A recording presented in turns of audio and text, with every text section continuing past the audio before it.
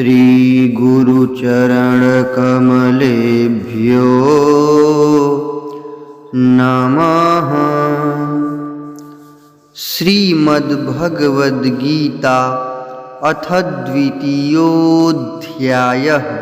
श्लोक 22। वासांसि जीर्णानि यथा विहाय नवानि गृह्णाति नरोपराणि तथा शरीराणि विहाय जीर्णानि यन्यानि संयाति नवानि देहि।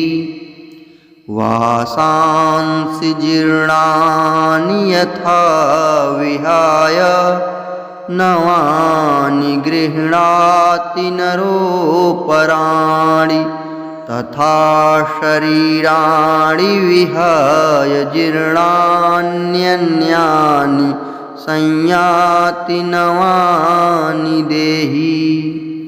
अर्थ, जैसे मनुष्य पुराने वस्त्रों को त्याग कर दूसरे नए वस्त्रों को ग्रहण करता है, वैसे ही जीवात्मा पुराने शरीरों को त्याग कर दूसरे नए शरीरों को प्राप्त होता है।